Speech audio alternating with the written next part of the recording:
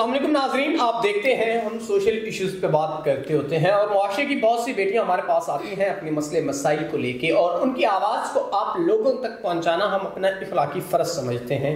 آج ایک بہن میرے ساتھ موجود ہے اور کافی پریشانی کے عالم میں یہ آئیں، تو آئیے ان کے جو بھی معاملات ہیں ان کو جاننے کی کوشش کرتے ہیں اور آپ تک پہنچاتے ہیں۔ السلام علیکم۔ وعلیکم السلام۔ اچھا بہن، مجھے بتائیے گا زندگی کے کیا ایسے مسئلے مسائل ہیں جن کی وجہ سے آپ پریشان ہیں، ہمارے ناظرین کو بتائیں۔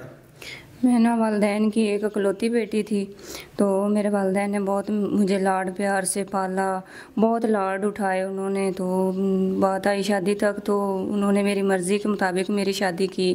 تو جب میری شادی ہوئی اس کے بعد میرے شوہر نے مجھے بہت بہت لاڈ پیار کے ساتھ انہوں نے مجھے رکھا اپنے پاس۔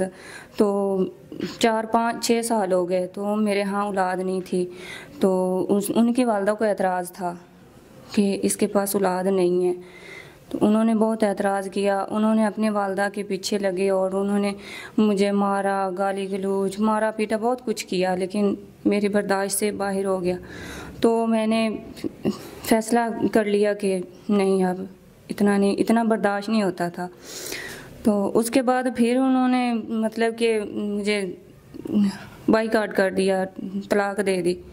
جب انہوں نے طلاق دی تو اس کے بعد پھر میں بہت مشکل سے گزر بسر کر رہی ہوں۔ ناظرین، اولاد اللہ کے بس میں ہے، لیکن ہمیشہ عورت کو اس کا قصوروار ٹھہرایا جاتا ہے۔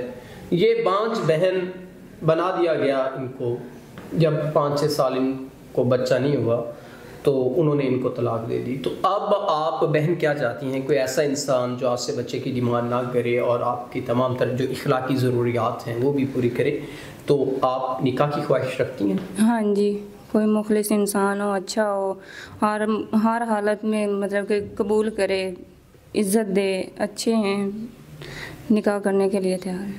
ناظرین، اگر کوئی ایسا انسان جو ان کے معاملات زندگی، ان کے ضروریات زندگی اور اخلاقیات کے اندر رہتے ہوئے جو بھی ایک ضرورت ہوتی ہے انسان کی، اگر کوئی پوری کرتا ہے تو وہ ضرور ان سے نکاح کرے تاکہ ان کی تمام تر پریشانیاں کم ہو سکیں۔ تو اسی کے ساتھ اپنے میزبان نواب احمد کو دیجیے گا اجازت۔ خدا حافظ۔